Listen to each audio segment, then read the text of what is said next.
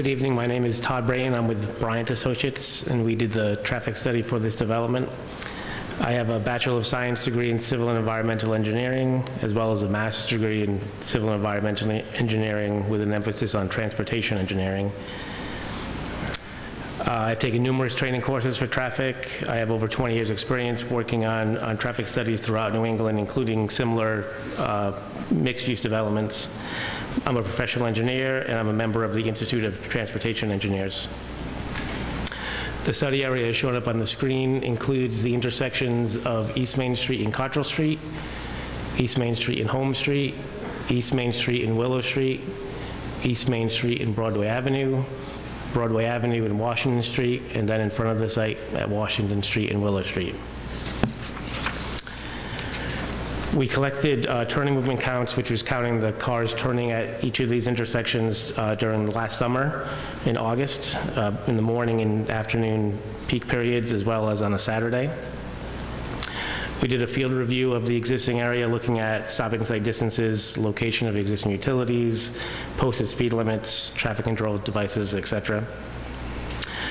We requested and received crash data from the Stonington Police Department from the beginning of 2015 until almost the end of 2018. We also collected speed data on Washington Street in the vicinity of Willow Street. So using the traffic data that we collected, because the development is going to be a phased development, as mentioned earlier, it's going to take a few years for it to be developed. So we used a growth rate from the Connecticut Department of Transportation of 0.16 per year to bring that up to the expected traffic volumes at the time that the development would be opened. We used the Institute of Transportation Engineers trip generation to estimate the amount of trips that the development would generate for all the uses on the site.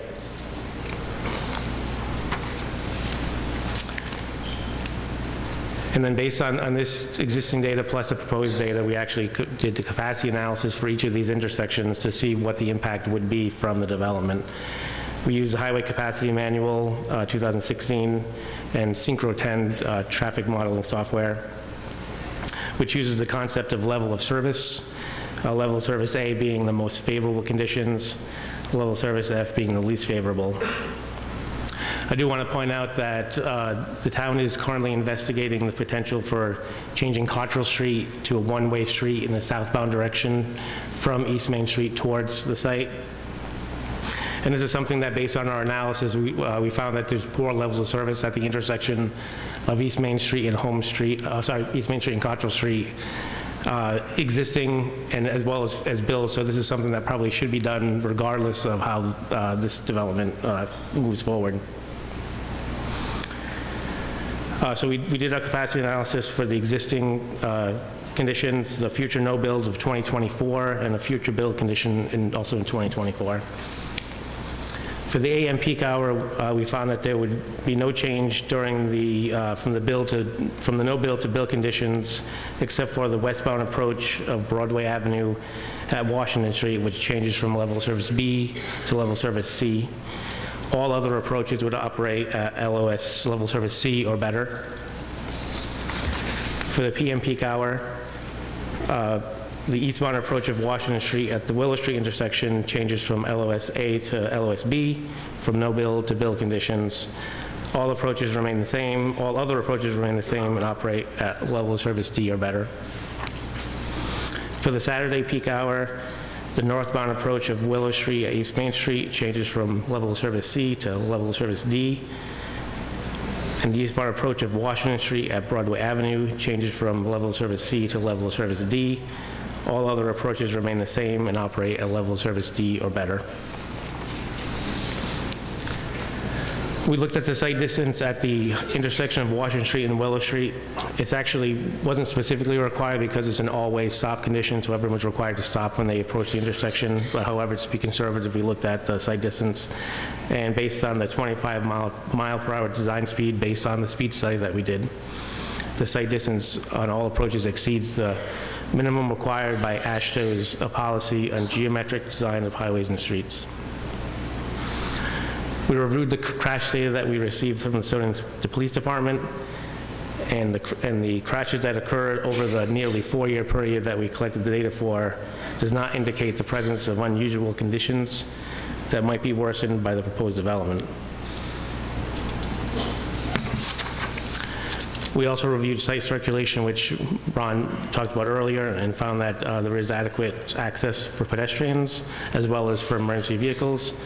And as the other Ron mentioned, we found that there's adequate parking for the development. In conclusion, the all-way stop control, traffic control at the intersection of Willow Street and Washington Street provides safe access for traffic passing or utilizing the site. There are no existing unsafe conditions in the vicinity of the development that might be worsened by the addition of the anticipated traffic. Based upon the analysis, traffic operations on surrounding roadways and intersections will not experience undue congestion with the addition of the traffic generated by the proposed mixed-use development. No reduction in safety will occur due to development as proposed.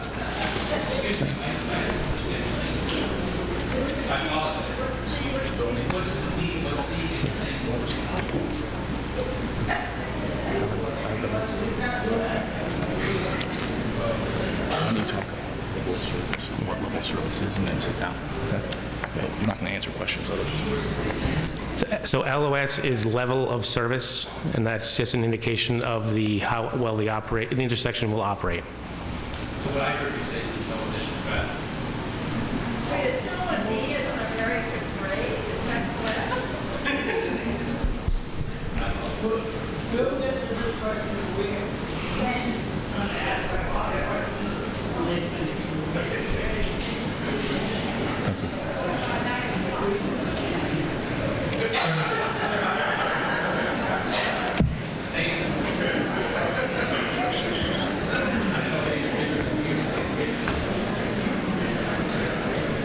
Do I have a pointer?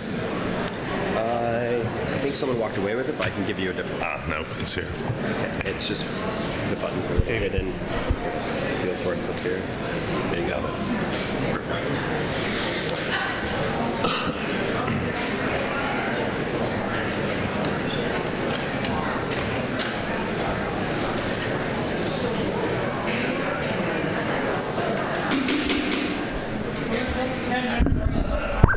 We're going to take a 10-minute break, please.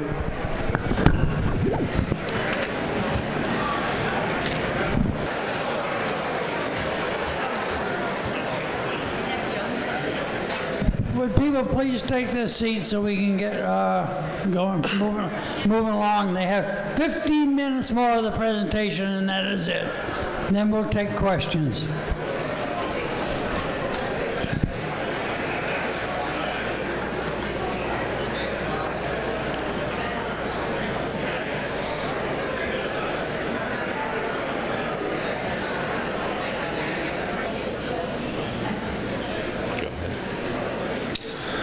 Good evening, Chairman, member of the Commission. My name is Donald Poland. I'm with the firm of Goman York. We are based in East Hartford, Connecticut, and we provide real estate advisory services to both public sector and private sector clients. My position is Managing Director of Planning. I oversee all of our planning work, our developer work, and also our real estate analysis work. I'm here tonight to present to you the municipal fiscal impact statement. It's required by Section 8.4.3 master plans and also Section 8.8.2.1 municipal fiscal impacts in your zoning regulations. You are provided with a detailed report, and I will simply provide a summary here tonight. All my research into municipal fiscal impacts starts with demographic analysis, and there's a few things I want to point out to you this evening that are important ultimately when we get to the projections around school-aged children. This table up in the left-hand corner here provides households by type from 1970 to 2012. If you look at this section of it, the lowest set of the bars moving across, this is married couples with children from 1970 to 2012. Married couples with children in 1970 made up 40.3% of the population. Today they only make up 19.6% of the total households. We have a changing demographic structure that's changing the municipal needs of communities. The median age of the United States is 38. The median age of the state of Connecticut is 40.3, and Stonington's is 47.2. Aging communities have fewer school-aged children or fewer young children than young communities. Your school enrollments have declined by 488 students since the 2009-2010 school year. That's approximately 20% of your total school enrollments over a 10-year period. 68.1% of your households are 1- and 2-person households, and family households with children account for only 22.5% of your total households. For this report, we did an analysis of essentially what was the prior property before Red 36 and what were the taxes and impacts that it was creating for the community. It was a fiscal positive of $50,000, approximately $50,000 per year. We then did an analysis in the report of the property with Red 36, and what we see is a municipal fiscal impact that's once again positive at about $77,000 per year. In the report, we did another analysis after the redevelopment of the site, and we arrived at a municipal fiscal impact of $120,000 per year. Other impacts that we took a look at were the direct impacts of jobs, of also the local tax revenue, which I just mentioned, the one-time development fees from permitting and WPCA connections of approximately over $600,000. I want to just put that in context. The permitting fees for this development will make up about 1/3 of the Mystic to Stonington Borough sewer connection cost. That's how much is coming in just permitting alone. Overall economic activity around 18 million, state sales tax revenue around 2.5 million, and direct consumer spending from the residential units on the site in the local community approximately $300,000. The thing I want to make clear in my presentation tonight is really about the conservativeness of my calculations. I face two challenges when I'm presenting these numbers to you. One is if I present really positive numbers, you guys are likely to question the validity of my numbers. Number two, if I'm overly positive and then I have to come back before you in the future, my credibility can be questioned. So I'm always extremely cautious in the numbers that I provide, and I want to explain a little bit of that. So the first thing I did was calculate your total number of housing units against your school enrollments. Your existing housing stock generates 0.216 students per house. The multipliers from the Rutgers demographic analysis that I use equal approximately 0.025. So my projection number is actually higher than what your existing housing stock is producing. With that, I come up with a projection that the 47 units will generate 12 school-age children. Once again, put in context, you've lost 488 students over the past 10 years. If I take your total budget, divide it by your total enrollments, we end up with approximately $18,000 per pupil spending. If I back out or account for the state share or the state aid that you receive, that's not that's taking the burden off your tax base, then I come up with a number of $17,500 for per pupil spending. That is the number I use throughout the report. However, I could also go into yours, and I didn't do this in the report, I could go in and do an allocated expenditure. I can look at your BOE budget, and I can say what expenditures are likely to be impacted by new enrollments. And when I do that, I essentially can identify about 34% of the budget. Things like district office staff. Every time you add a student, you don't add a superintendent, nor do you add principals, nor do you add administrative assistants. Utilities are fixed fixed costs regardless of enrollments, building maintenance and operation, you get the picture. If I back that out, say that 34%, then we get down to a per pupil spending of $11,500. Once again, for total spend in the report, I used $210,000, but with the allocated expenditures against 12 students, we would end up at $138,000. The next column here, NTD, is actually new to district. We always assume these 12 enrollments will be new to the Stonington district. Research that I've been involved in, evaluation of specific towns' education enrollments, has identified that only about 25% are new to district. So I could back those other 9 out and apply these numbers only to that, coming up with 52,000 based on the report's numbers, or 34,000 based on the allocated expenditure. So this arrives us at a place. In the report, these were my numbers: 493,000 or 94,000 in tax revenue, 33% allocated to local government, that's your municipal government operations, and 210,000 allocated to education.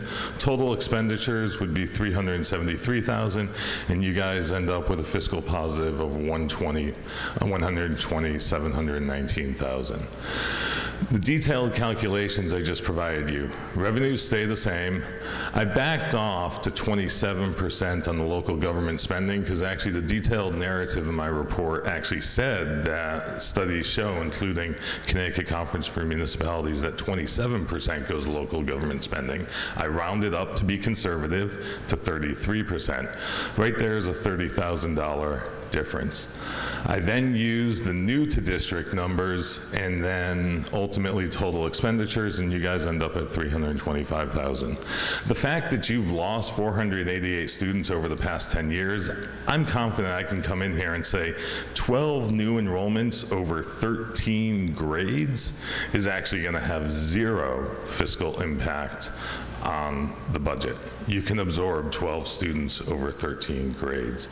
My point here being is the fiscal impact is actually much more positive than the 120,000, which is a very conservative number. So my end finding, all in all, is that this project is a net fiscal positive.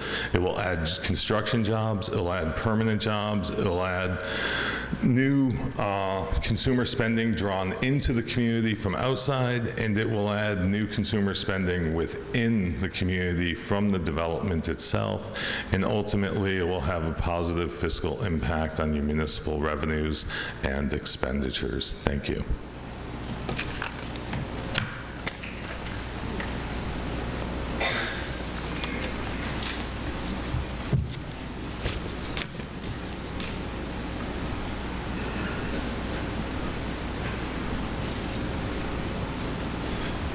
I'm the last speaker, thankfully. We want to thank you, all of you, for your time and attention this evening. It's important that we leave sufficient time for questions from the Commission as well as input from the public. As you evaluate the Commission, as you evaluate the application tonight, your charge is going to be primarily directed by your Plan of Conservation and Development. Your staff has done a very thorough job, as usual, in outlining the key sections of the plan that apply to this application.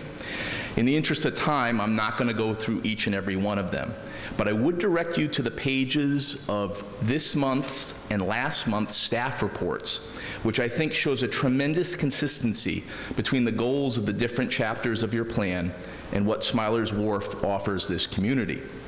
While the future land use plan in your plan of development shows this site remaining marine commercial, the use of the NDD is specifically allowed within the marine commercial district and is actually mentioned in the discussion of development opportunities within the plan. I'm also particularly struck with the elements of our proposal that we've shared with you tonight that enhance coastal resiliency, that promote walkable, mixed-use village development that supports underutilized commercial sites, the portions of our plan that creates new and meaningful public access to the waterfront, and supports both new and existing village businesses for the benefit of both residents and visitors. I would caution the Commission going forward to avoid cherry-picking specific goals and objectives of the plan, and instead compare the plan holistically to the project as a whole and the overall intention of the document. There is no doubt that this is an important project for all of Mystic, and it will certainly create change. But change is not a bad thing in and of itself. In fact, I would submit to you that communities that want to keep things the same must be willing to change. I'm going to say that again like Meg did before with one of her comments. Communities that want to keep things the same must be willing to change. That might be a difficult concept to grasp the first time you hear it, but communities must continue to grow if they want to survive, or they will inevitably wither on the vine and die. Strong communities keep what is good. They get rid of what is bad, and they always look for opportunities to improve what could be better. We believe Smiler's Wharf is one of these opportunities to better Mystic, and it offers the potential to remake and vastly improve this keystone site along the Mystic River. At the end of the day, you'll need to weigh our consistency with your plan, as well as our harmony and compatibility with the rest of Mystic as a whole. The decision whether this project will go forward is not mine, it is not my clients', nor is it the decision of business leaders, neighbors, newspaper columnists, or your staff. That decision is yours alone as a commission. And it is a decision you'll need to make for the entire town of Stonington, not just a single constituency or interest group. That being said, I would urge you to support our vision, my client's desire to create a new and unique place with robust public access and high-quality residences, entertainment venues, and marina services on this critically important parcel at the gateway to the Mystic River. This keystone property is far too important to be left as an empty boatyard. We believe Smiler's Wharf will be a special place that we can all be proud of and will only enhance the character of Mystic for many years to come. I want to thank you for your attention this evening. My entire team will remain available if you have any questions, and we obviously reserve the right of any rebuttal. Thank you.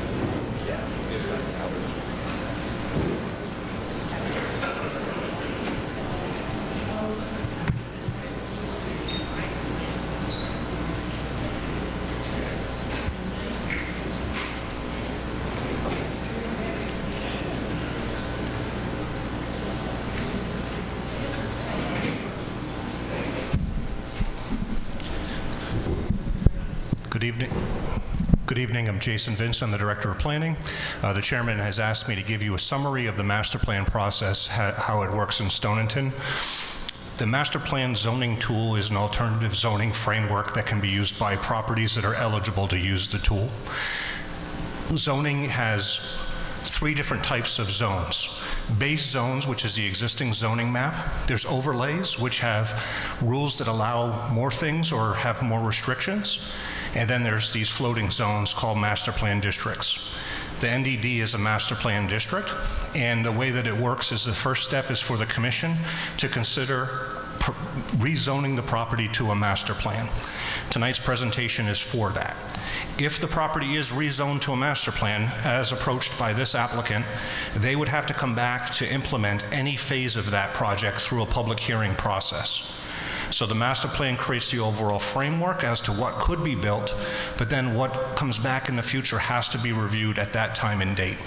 I think the the presentation tonight said that no construction is enabled as a result of this master plan approval. That's how this works. In the future, if a master plan comes in to be implemented and the plan is materially different than what was presented tonight, they would have to come in for an amendment of the master plan. Thank you. Thank you, Jason. Keith is going to read the letter from DEP, please.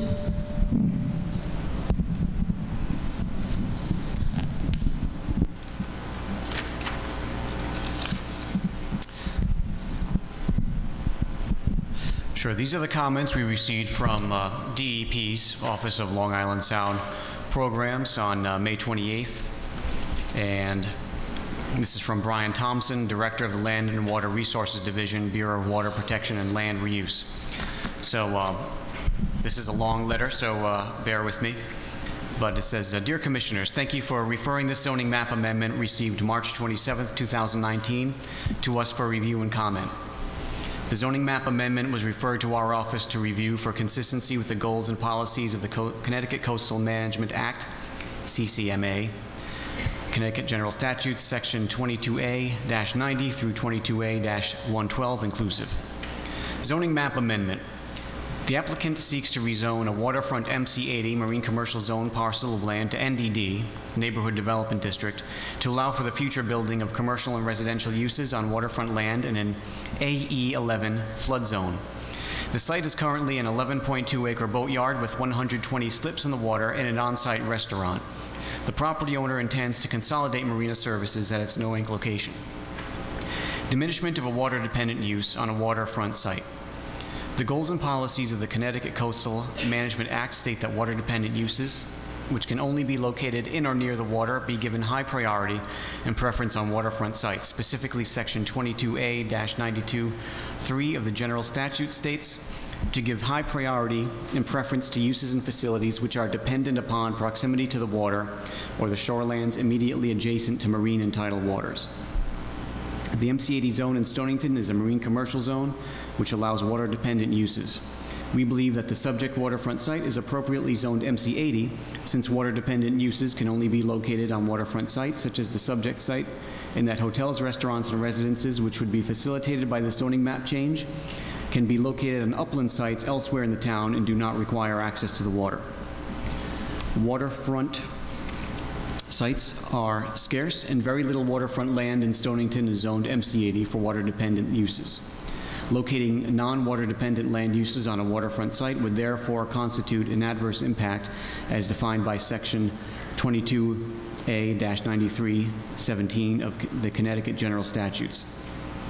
Adverse impacts on future water-dependent development opportunities and adverse impacts on future water-dependent development activities include but are not limited to A, locating a non-water-dependent use on a site that is 1, physically suited for a water-dependent use for which there is a reasonable demand, or 2, has been identified for a water-dependent use in the plan of conservation of the municipality of the zoning regulations. B, replacement of a water-dependent use with a non-water-dependent use, and C, citing of a non-water-dependent use which would substantially reduce or inhibit existing public access to marine or tidal waters. Given the long history of the site as an active boatyard, the site is physically suited for a water-dependent use. Marine services are identified in Section 10.4 of the Stonington Plan of Conservation and Development as economic drivers worthy of being enhanced and protected. This proposal allows a working boatyard to be supplanted by residential and commercial non-water dependent land uses. We believe that waterfront parcels are most suitably used for water-dependent uses, as well as much-needed support services, including accessory parking, administrative office space, bait and tackle stores, boat construction, boat sales, boat maintenance and repair, dry boat storage, storage and warehousing, dive shops, seafood processing operations, etc. Without parking, administrative buildings and other support services, water-dependent uses could eventually become squeezed, unable to expand in the future or operate effectively in the present. A recent viewing of Google Maps shows approximately 47 boats and some cars stored on the upland area where the applicant is proposing future residences, as well as a private parking area for those residential units, indicating a reasonable demand for water-dependent uses. The applicant should demonstrate to the Commission that the site cannot be sold to another marina operator or used for another water-dependent use. FEMA flood zone. The entire site for the proposed residential and commercial development is a designated AE-11 flood zone. We are particularly concerned with siting residential uses in flood-prone areas. The current structures on the site are industrial and warehouse-type structures, as well as a restaurant which do not house people. In the event of a storm, employees typically vacate the workplace in commercial areas. This is not the case when residences are sited on flood-prone land. The Connecticut Coastal Management Act does not support the location of residential housing in flood zones, which would unnecessarily place people and property in harm's way during storm flooding events. This zoning map amendment will allow and facilitate residential housing on the site. Specifically, the CCMA states that municipalities should manage coastal hazard areas so as to ensure that development proceeds in such a manner that hazards to life and property are minimized. By knowingly placing more people at risk by siting residences in flood-prone areas, the zoning map amendment potentially increases hazards to both life and property and is inconsistent with the CCMA. We recommend that the Commission not allow residential uses, such as townhouses and multifamily homes, in flood-prone areas. These areas are best reserved for commercial and industrial uses, which can be vacated during storm events. Although the residential structures themselves may be elevated to meet FEMA standards in an AE flood zones, there is no dry access for residences to exit the property during a storm event, leaving future residents stranded and unable to leave their homes. The site is relatively low relative to the elevation of the base flood elevation, BFE. The elevation of the access road is less than 4 feet, NAVD 88, or approximately 7 feet below the BFE of 11. Tidal wetlands. The proposed site plan may be illustrative at this time and subject to change, but it currently proposes to site townhouses within a few feet of tidal wetlands. Tidal wetlands are among the most biologically diverse systems in the world, and they serve a myriad of valuable services, including flood storage. The Commission and the applicant should be aware that tidal wetlands do tend to migrate over time and are therefore not fixed in place. Siting townhouses so close to tidal wetlands may potentially create a situation in the future where the property owners will propose flood and erosion control walls to protect the townhouses from sea level rise and tidal wetlands migration. We strongly advise against building townhouses in a flood zone in close proximity to tidal wetlands. Plan of Conservation and Development conflicts. The Local Plan of Conservation and Development, POCD, is essentially a master plan for the community. It guides future development and zone changes, must conform to the POCD. The Stonington POCD illustrates a future land use map of Mystic on page 129 and designates this particularly waterfront site as marine commercial. The proposed zoning map amendment to rezone this marine commercial site to neighborhood development district is therefore not in conformance with the town's POCD and also would seem to conflict with a number of provisions in the POCD text as follows. Section 3.2.5 states that the town will provide water-dependent uses in coastal areas. Waterfront sites suitable for water-dependent uses are scarce, and this rezoning removes another waterfront site from eligibility for hosting a viable water-dependent use. This zoning map amendment severely diminishes a water-dependent use on a waterfront site. Section 3.3.2 states that the town will discourage new public infrastructure or development in flood-prone areas. The site is currently occupied by a boatyard, which is an appropriate use on a waterfront site in a flood zone. By amending the zoning map and facilitating residential development on the site, including townhouses and a hotel, the zoning map amendment would allow residential development in a floodplain area. Section 3.2.5 states that the town will plan to adapt to the projected rise in sea level. However, this proposal to site residential uses on the waterfront at elevation 4, when the base flood elevation is 11, will place more people and property in harm's way. While retreating is one response to the projected sea level rise, siting non-residential uses on flood-prone sites is another response to sea level rise. However, placing new residential uses in flood-prone areas is not adapting to sea level rise. Section 3.3.7 states that the town will restrict living facilities, hotels, elderly housing, and schools, which have the potential to increase exposure of vulnerable populations in coastal flood hazard areas. The zoning map amendment will allow and facilitate the construction of a hotel in a coastal flood hazard area. Hotel guests are typically not from the area, nor are they familiar with the area, and in flooding events, they would have to be evacuated. Section 10.3 states that the town should include planning for retention of existing businesses as part of its economic development efforts. The Connecticut Coastal Management Act recognizes waterfront sites as the only sites which can accommodate water-dependent uses in a community. By replacing a boatyard with residential uses, future water-dependent uses will most likely not occur at the site in the future. Section 10.4 states that the town should develop a comprehensive economic development plan that focuses on enhancing economic drivers, including but not limited to tourism, high-value manufacturing, research and development, and marine services. Marine services are a recognized economic driver in the community, and these services cannot be located anywhere but on a waterfront site. General public access. Including general public access on a waterfront site is one way to include a water-dependent use on a waterfront site that is redeveloped with non-water-dependent uses.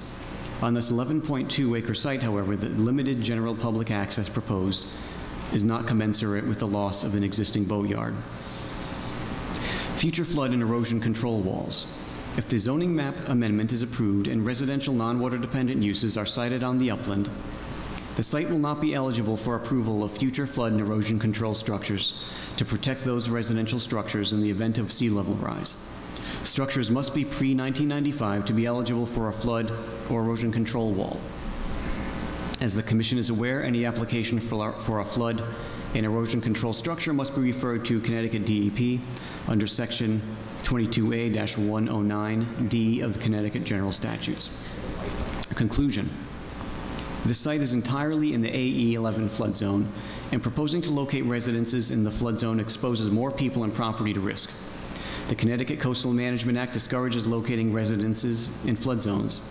We believe this waterfront site is appropriately zoned MC80 for a boatyard use. Rezoning the waterfront site to NDD will adversely impact the upland water-dependent use and allow residences in a flood zone. We respectfully urge that the Commission not rezone this waterfront MC80 zoned parcel for residential use and carefully consider the potential adverse impacts to the water-dependent use of a site that is highly suitable for water-dependent uses. Water-dependent uses can only be located on the waterfront, while townhouses and other residential uses can be located on the upland anywhere in the community. Once this waterfront site is rezoned to NDD to allow for residential use, Stonington loses a rare and valuable site for water-dependent uses, possibly forever. The rezoning will have adverse impacts on present and future water-dependent uses and opportunities. While we recognize that the site development plan may change, this proposal diminishes a viable marina with upland support services by placing the majority of the upland marine support services with non-water-dependent uses, including a second on-site restaurant, a hotel, and residential units in on-site parking to support the non-water-dependent uses. While a marina is included, it is no longer the primary land use on this 11.2-acre parcel. A part of one new building on the upland will support the marina and remaining boat slips. A limited waterfront public access walkway has been included to replace the loss of the upland water-dependent use. While the applicant may be consolidating its marina operations at its no-ink location, such a move does not offset the loss of a water-dependent use at this site. Should the Commission decide that rezoning is appropriate, when reviewing future development proposals, the Commission should ensure that adequate water-dependent uses are included and adverse impacts to the existing water-dependent use are adequately mitigated. We hope that these comments are helpful to the Commission. We request that these be read into the record for the public hearing application. If we can be of further assistance, please feel free to contact me at his number. Thank you, Keith.